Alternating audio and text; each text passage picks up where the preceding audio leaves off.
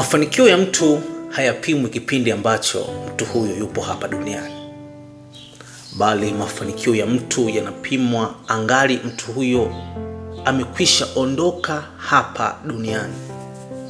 Ndiyo, ila maendeleo ya mtu yanapimwa mtu huyo akiwa hapa hapa duniani. Akisha ondoka duniani, huwezi kupima kiwango chake cha maendeleo. Yesu aliwahi kufanikiwa hapa duniani, lakini kipimo cha mafanikio yake kilipimwa baada ya yeye kuondoka, kwa sababu aliweza kueneza Injili.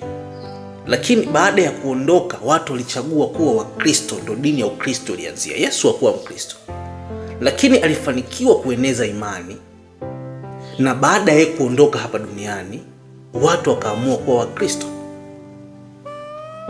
The same thing kwa Ibrahim, kwa Yakobo,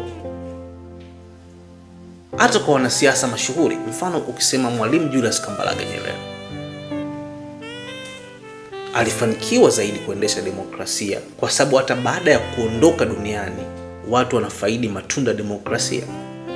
Alifanikiwa kueneza umoja, baada hata yeye kuondoka watu wanafaidi matunda ya umoja. Alifanikiwa kuvunja ukabila na udini kwa Tanganyika na Tanzania kwa ujumla.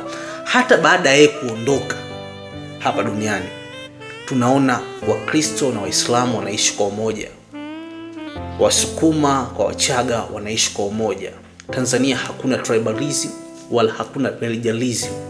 Yote hii kwa sababu Mwalimu Julius Kambarage Nyerere alivunja hizo nadharia. Tunaweza kusema mtu huyu alifanikiwa kwa sababu hata akiwa amekwisha ondoka hapa duniani, bado vitu vyake alivyoviishi vinafanya kazi. Ina maana mtu huyo amefanikiwa. Lakini maendeleo yenyewe sasa yanapimwa kipindi ambacho mtu yupo hapa hapa duniani. Mtu huyo ana maendeleo kweli, amenunua gari 2, yanapimwa kipindi yuko hapa hapa duniani.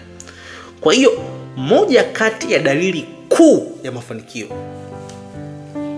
ni mpaka mtu aondoke hapa duniani, ndo watu wanaanza kupima sasa amefanikiwa kwa kiwango gani